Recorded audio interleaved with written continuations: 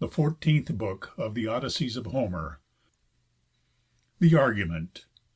Ulysses meets amids the field his swain Eumæus, who doth yield kind guest rights to him, and relate occurrence of his wrong'd estate. Another Argument. Z. Ulysses feigns for his true good his pious swain's faith understood.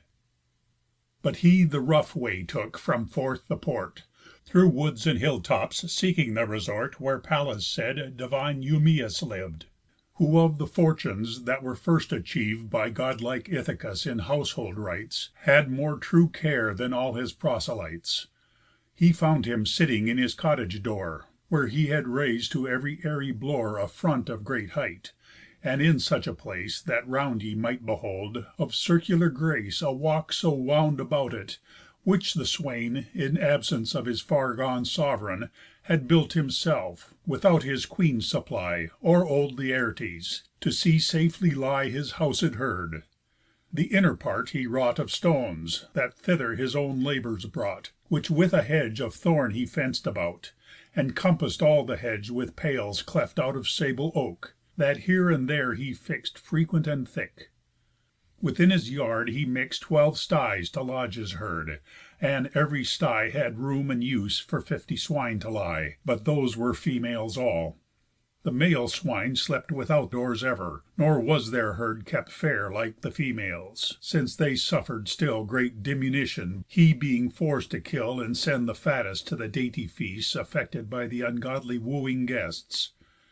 Their number therefore but 300 were, and 60. By them mastiffs, as austere as savage beasts, lay ever, their fierce strain bred by the herdsman, a mere prince of men, their number 4.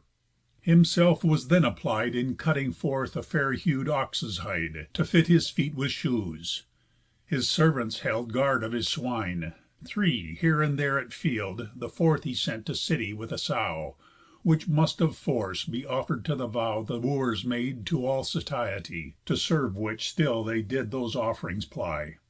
The fate-born dogs to bark took sudden view of Odysseus, and upon him flew with open mouth. He, cunning to appall a fierce dog's fury, from his hand let fall his staff to earth, and sat him careless down. And yet to him had one foul wrong been shown, where most his right lay, had not instantly the herdsman let his hide fall, and his cry, with frequent stones flung at the dogs, repell'd this way and that their eager course they held, when through the entry past he thus did mourn: "O father, how soon had you near been torn by these rude dogs, whose hurt had branded me with much neglect of you! But Deity hath given so many other sighs and cares to my attendant state, that well unawares you might be hurt for me. For here I lie grieving and mourning for the majesty that, godlike, wanted to be ruling here, since now I fat his swine for others' cheer, where he, perhaps, errs hungry up and down, in countries, nations, cities, all unknown, if any where he lives yet, and doth see the sun's sweet beams. But, father, follow me, that, cheer'd with wine and food, you may disclose from whence you truly are, and all the woes your age is subject to."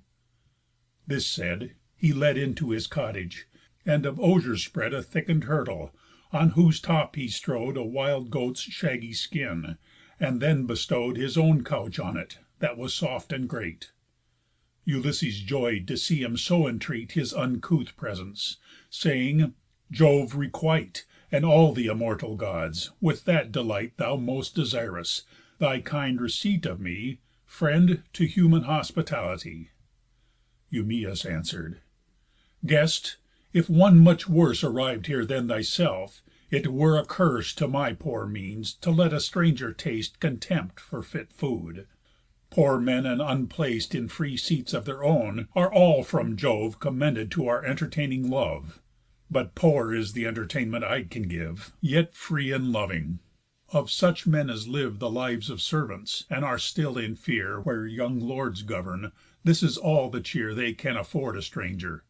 There was one that used to manage this now desert throne, to whom the Gods deny return, that show'd his curious favour to me, and bestow'd possessions on me, a most wished wife, a house, and portion, and a servant's life, fit for the gift a gracious king should give, who still took pains himself, and God made thrive his personal endeavour, and to me his work the more increased, in which you see I am now conversant.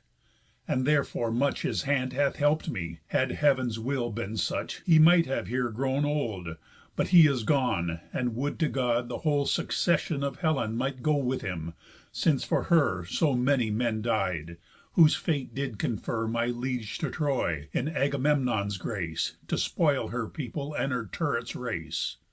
This said, his coat to him he straight did gird, And to his sties went that contain'd his herd, From whence he took out two, slew both, and cut both fairly up, a fire enflam'd, and put to spit the joints, which roasted well, he set with spit and all to him, that he might eat from thence his food in all the singeing heat, yet dredg'd it first with flour, then fill'd his cup with good sweet wine, sat then, and cheer'd him up. "Eat now, my guest, such lean swine as are meet for us poor swains, the fat the Wooers eat, in whose minds no shame, no remorse doth move, though well they know the blest Gods do not love ungodly actions, but respect the right, and in the works of pious men delight. But these are worse than impious, for those that vow to injustice, and profess them foes to other nations, enter on their land, and Jupiter, to show his punishing hand upon th' invaded for their penance then, gives favour to their foes, though wicked men, to make their prey on them, who having freight their ships with spoil enough, weigh anchor straight, and each man to his house, and yet even these doth pow'rful fear of God's just vengeance seize even for that prize in which they so rejoice. But these men, knowing, having heard the voice of God by some means, that sad death hath reft the ruler here, will never suffer left the unjust wooing of his wife, nor take her often answer, and their own roofs make their fit retreats, but, since uncheck'd they may, they therefore will make still his goods their prey, without all spare or end. There is no day, nor night, sent out from God, that ever they profane with one beast's blood, or only two, but more make spoil of; and the wrongs they do in meat's excess to wine as well extend, which as excessively their riots spend. Yet still leave store, for sure his means were great, and no hero, that hath choicest seat upon the fruitful neighbour continent, or in this isle itself, so opulent was as Ulysses. No, nor 20 such, put all together, did possess so much.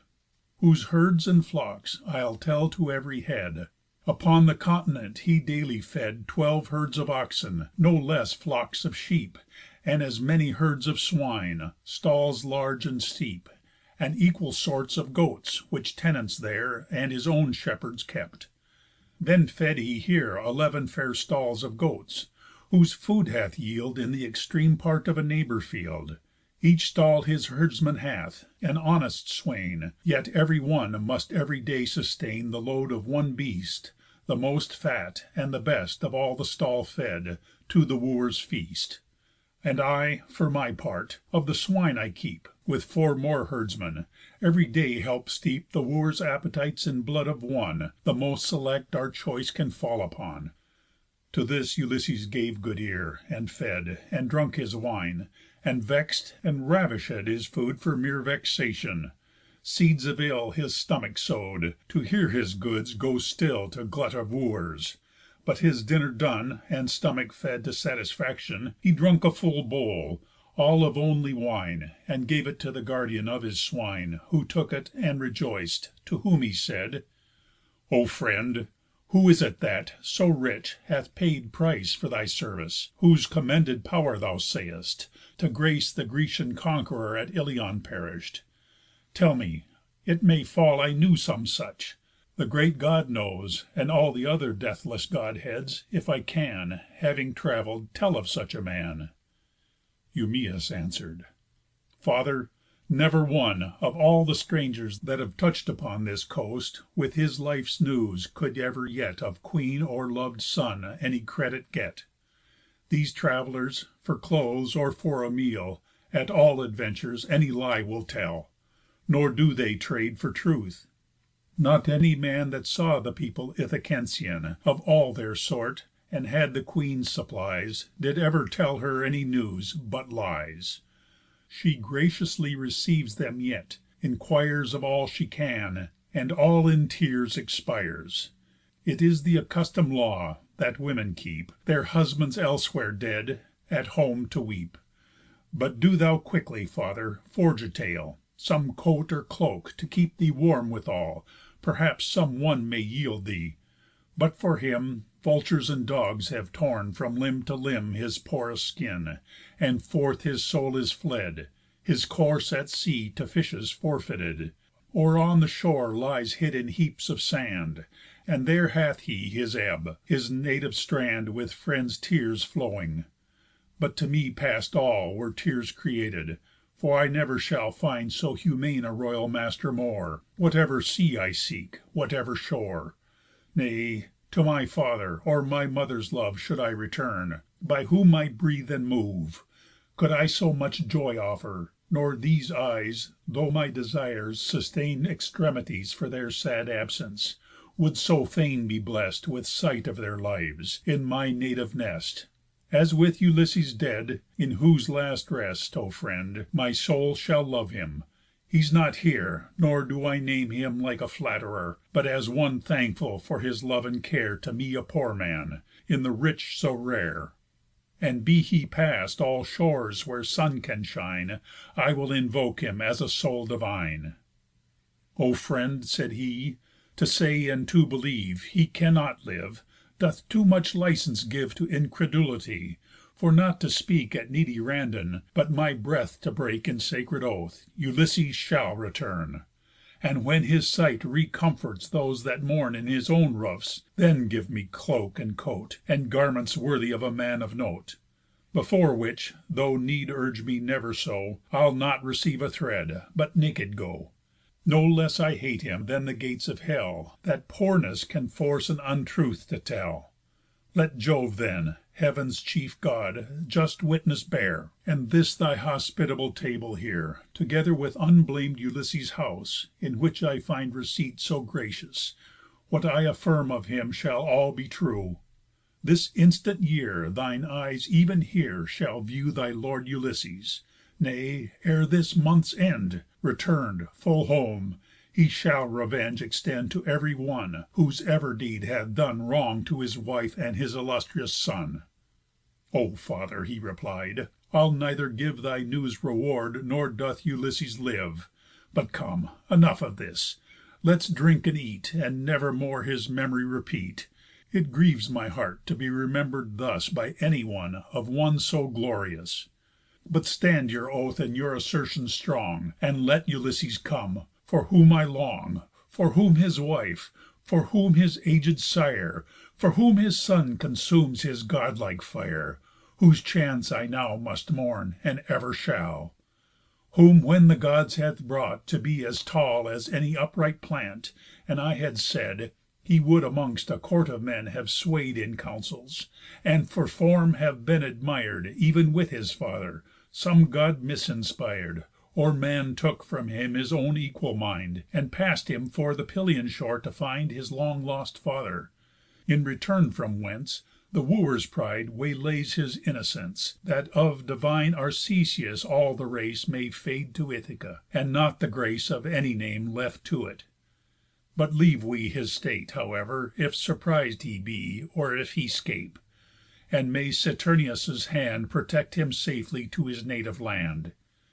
Do thou then, father, show your griefs, and cause Of your arrival here, nor break the laws That truth prescribes you; but relate your name, And of what race you are, your father's fame, And native cities; ship, and men unfold, That to this isle convey'd you; since I hold Your here arrival was not all by shore, Nor that your feet your aged person bore."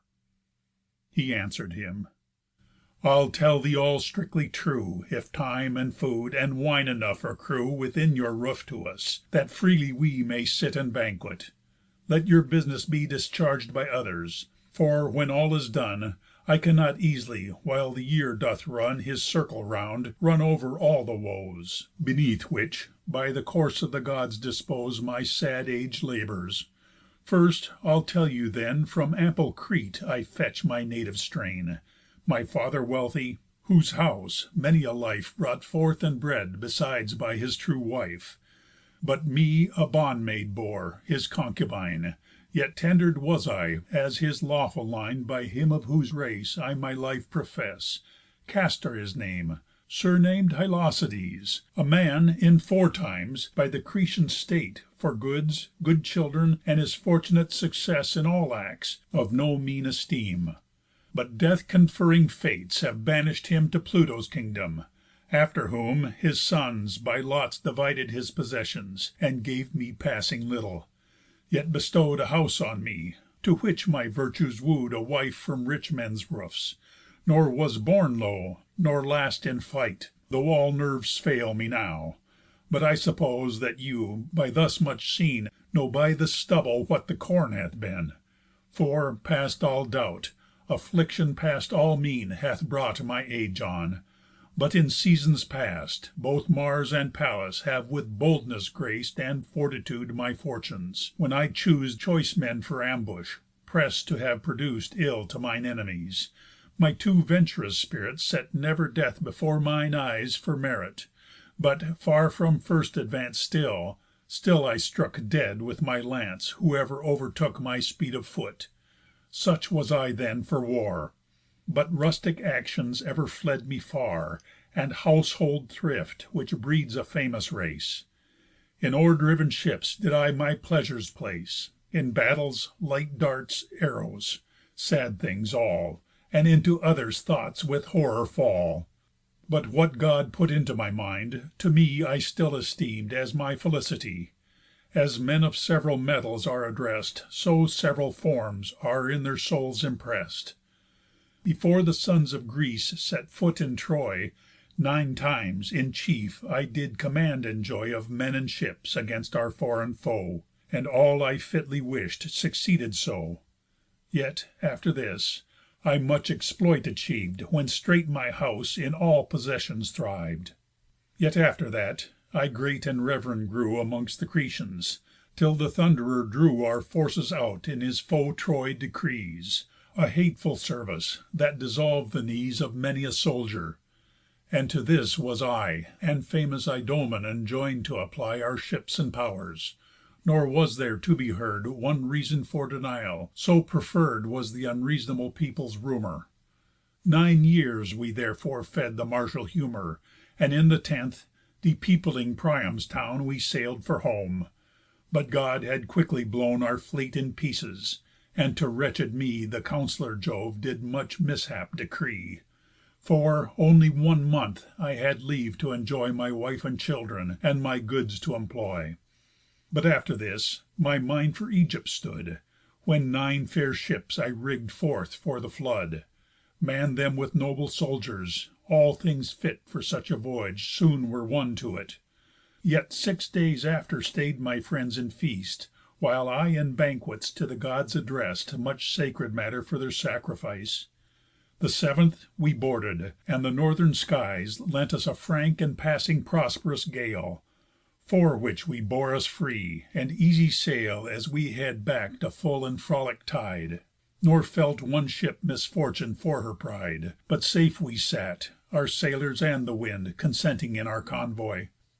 When heav'n shin'd in sacred radiance of the 5th fair day, To sweetly water'd Egypt reach'd our way, And there we anchor'd, where I charg'd my men To stay aboard and watch, dismissing then Some scouts to get the hill tops, and discover. They, to their own intemperance giv'n over, Fell straight to forage the rich fields, and thence Enforce both wives and infants, with the expense Of both their bloods. When straight the rumour flew Up to the city; which heard, up they drew By day's first break, and all the field was fill'd With foot and horse, whose arms did all things gild. And then the lightning loving Deity cast A foul flight on my soldiers, nor stood fast One man of all; about whom mischief stood, And with his stern steel drew in streams the blood The greater part fed in their dissolute veins. The rest were sav'd, and made enthralled swains To the basest usages there bred. And then even Jove himself supplied my head With saving counsel, though I wish'd to die, And there in Egypt with their slaughters lie. So much grief seiz'd me, but Jove made me yield, Dishelm my head, take from my neck my shield, Hurl from my hand my lance, and to the troop Of horse the king led instantly made up, Embrace, and kiss his knees, whom pity won To give me safety; and, to make me shun The people's outrage, that made in amain All jointly fir'd with thirst to see me slain, He took me to his chariot, weeping, home, Himself with fear of Jove's wrath overcome, Who yielding souls receives, and takes most ill All such as well may save yet love to kill. 7 years I sojourn'd here, and treasure gat In good abundance of the Egyptian state, For all would give. But when the 8th year began, A knowing fellow, that would gnaw a man Like to a vermin, with his hellish brain, And many an honest soul ev'n quick had slain, Whose name was Phœnix, close accosted me, And with insinuations, such as he Practis'd on others, my consent he gain'd To go into Phœnicia, where remain'd His house and living. And with him I liv'd a complete year. But when were all arriv'd the months and days, And that the year again was turning round, And every season's reign renew'd upon us, We for Libya went; when, still inventing Crafts to circumvent, he made pretext, That I should only go and help convey His freight, but thought not so; for his intent Was to have sold me there, and made good gain For finding me a year. Yet him I follow'd, though suspecting this; for, being aboard his ship, I must be his of strong necessity. She ran the flood, driven with a northern gale Right free and good, amidst the full stream, full on Crete. But then Jove plotted death to him and all his men; for, put off quite from Crete, and so far gone That shore was lost, and we set eye on none, But all show'd heav'n and sea. Above our keel Jove pointed right a cloud as black as hell, Beneath which all the sea hid, and from whence Jove thunder'd as his hand would never thence, And thick into our ship he threw his flash, That 'gainst a rock, or flat, her keel did dash With headlong rapture. Of the sulphur all her bulk did savour, and her men let fall Amidst the surges, on which all lay toss'd Like sea gulls round about her sides, and lost. And so God took all home return from them. But Jove himself, though plung'd in that extreme, Recover'd me by thrusting on my hand The ship's long mast; and, that my life might stand A little more up, I embrac'd it round, And on the rude winds, that did ruins sound, 9 days we hover'd. In the 10th black night, a huge sea cast me on Thesprotia's height, Where the heroë Phidon, that was chief Of all the Thesprots, gave my wrack relief, Without the price of that redemption That Phœnix fish'd for. Where the king's lov'd son came to me, took me by the hand, And led into his court my poor life, Surfeited with cold and labour; and because My wrack chanc'd on his father's shore, he let not lack My plight or coat, or cloak, or anything Might cherish heat in me. And here the king said he receiv'd Ulysses as his guest, Observ'd him friend like, and his course address'd Home to his country, showing there to me Ulysses' goods, a very treasury Of brass, and gold, and steel of curious frame. And to the 10th succession of his name He laid up wealth enough, to serve beside In that king's house, so hugely amplified His treasure was. But from his court the king Affirm'd him shipp'd for the Dodonian spring, To hear, from out the high hair'd oak of Jove, Counsel from him for means to his remove To his lov'd country, whence so many a year He had been absent, if he should appear Disguised or manifest; and further swore In his mid court, at sacrifice, Before these very eyes, that he had ready there Both ship and soldiers, to attend and bear Him to his country. But, before it chanc'd that a Thesprotian ship Was to be launch'd for the much corn renown'd Dulichian land, in which the king Gave to his men command to take, and bring Me under tender hand to king Acastus. But in ill design of my poor life Did their desires combine, so far forth As might ever keep me under In Fortune's hands, and tear my state in sunder. And when the water treader far away had left the land, then plotted they the day of my long servitude, and took from me both coat and cloak, and all things that might be grace in my habit, and in place put on these tatter'd rags, which now you see upon my wretched bosom. When heav'n's light took sea, they fetch'd the field works of fair Ithaca, and in the arm'd ship, with a well wreath'd cord they straitly bound me, and did all disboard to shore to supper, in contentious rout. Yet straight the Gods themselves took from about my press'd limbs the bands, with equal ease, and I, my head in rags wrapp'd, took the seas, descending by the smooth stern, using then my hands for oars, and made from these bad men long way in little time. At last I fetch'd a goodly grove of oaks, whose shore I reach'd, and cast me prostrate on it. When they knew my thus made scape, about the shores they flew, but, soon not finding, held it not their best to seek me further, but return'd to rest aboard their vessel. Me the Gods lodg'd close, conducting me into the safe repose a good man's stable yielded, and thus Fate this poor hour added to my living date. "O wretched of guests," said he, "thy tale hath stirr'd my mind to much ruth, both how thou hast err'd and suffer'd, hearing in such good parts shown. But, what thy chang'd relation would make known about Ulysses, I hold neither true, nor will believe. And what needst thou pursue a lie so rashly, since he sure is so as I conceive, for which my skill shall go? The safe return my king lacks cannot be. He is so envied of each Deity, so clear, so cruelly.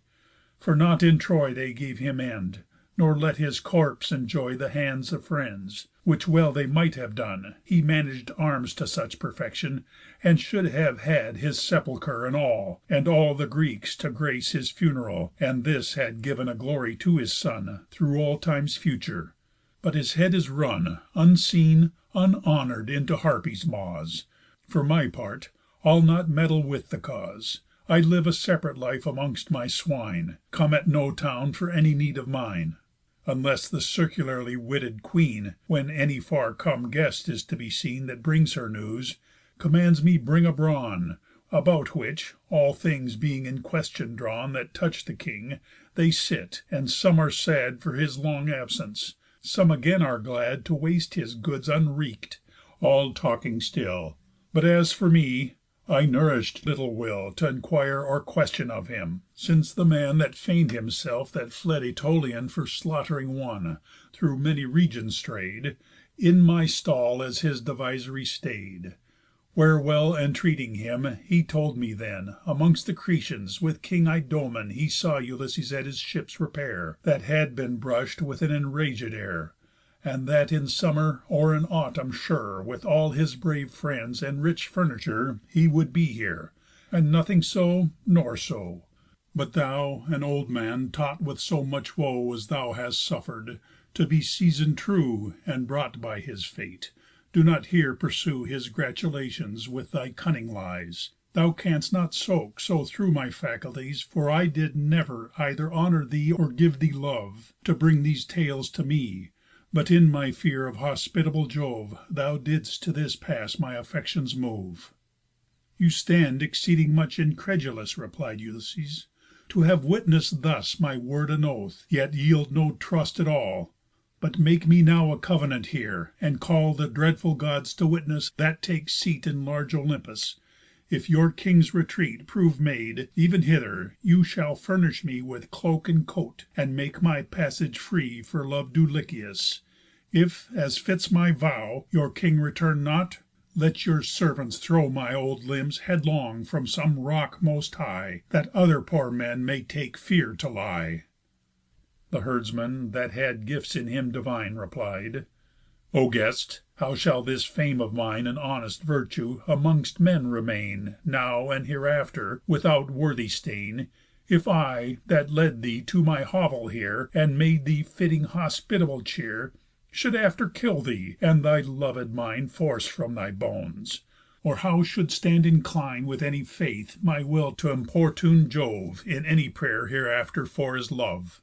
Come, now 'tis supper's hour, and instant haste my men will make home. when our sweet repast we'll taste together."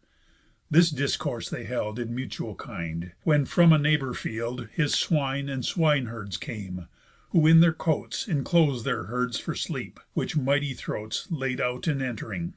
Then the godlike swain his men enjoined thus: "Bring me to be slain a chief swine female, for my stranger guest, when all together we will take our feast, refreshing now our spirits, that all day take pains in our swine's good, who may therefore make for our pains with them all amends with one, since others eat our labours, and take none."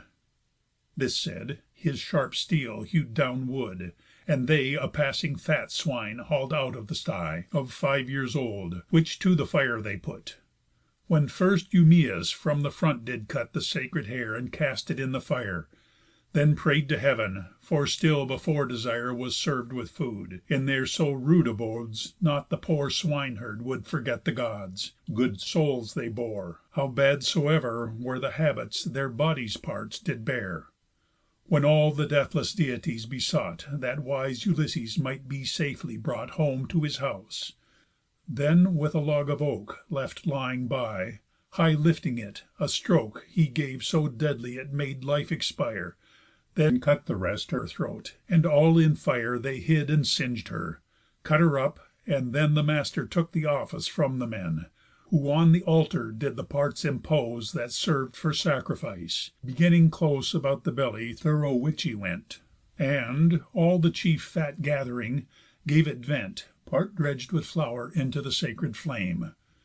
Then cut they up the joints, and roasted them, drew all from spit, and served in dishes all.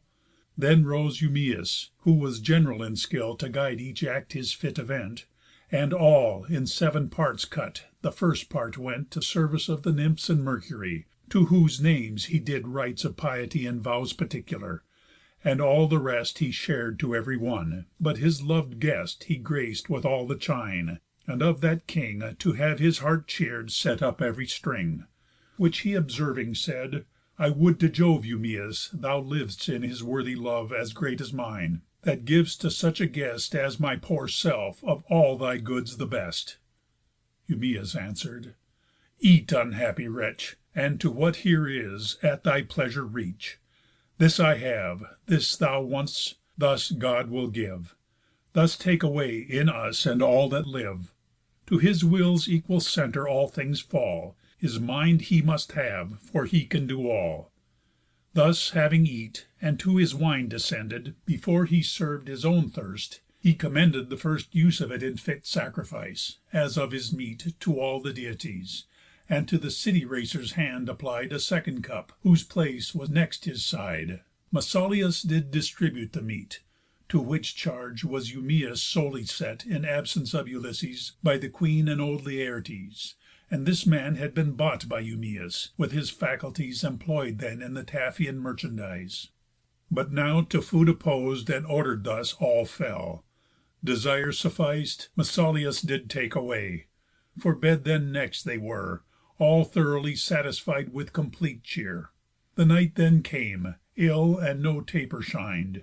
Jove reign'd her whole date. The ever watery wind Zephyr blew loud, and Laertiades, approving kind Eumæus' carefulness for his whole good, made far about assay, to get some cast off cassock, lest he lay that rough night cold, of him or any one of those his servants, when he thus begun: "Hear me, Eumæus, and my other friends. I'll use a speech that to my glory tends, since I have drunk wine past my usual guise.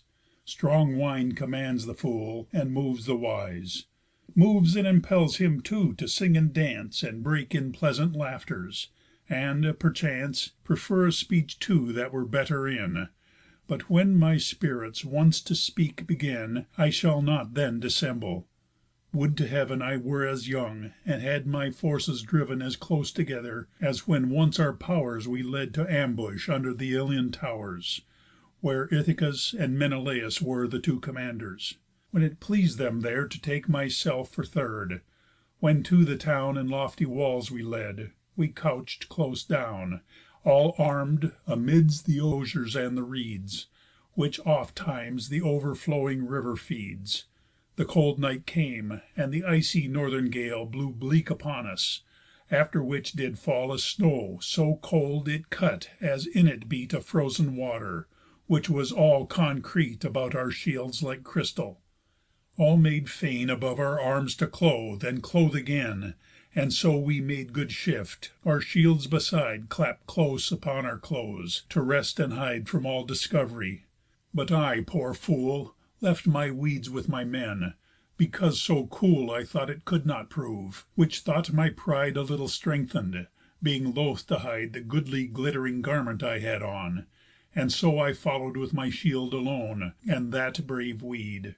But when the night Near ended her course on earth, and when The stars descended, I jogg'd Ulysses, Who lay passing near, and spake to him That had a nimble ear, assuring him That long I could not lie amongst the living, For the fervency of that sharp night Would kill me, since as then my evil angel Made me with my men leave all weeds but a fine one. But I know 'tis vain to talk; hear once all remedy now."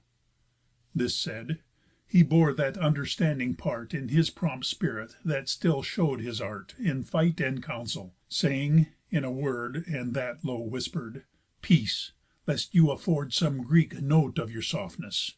No word more, but made as if his stern austerity Bore my plight no pity; yet, as still he lay, His head reposing on his hand, gave way To this invention: "Hear me, friends. A dream, that was of some celestial light A beam, stood in my sleep before me, Prompting me with this fit notice: 'We are far,' said he, 'from our fleet.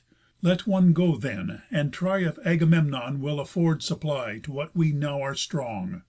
This stirr'd a speed In Thoas to the affair, whose purple weed He left for haste; which then I took, and lay In quiet after, till the dawn of day. This shift Ulysses made for one in need, And would to heav'n, that youth such spirit did feed Now in my nerves, and that my joints were knitted With such a strength, as made me then held fit To lead men with Ulysses. I should then Seem worth a weed, that fits a herdsman's men, For two respects, to gain a thankful friend, And to a good man's need a good extend." "O father," said Eumæus, "thou hast shown Good cause for us to give thee good renown, Not using any word that was not freed From all least ill.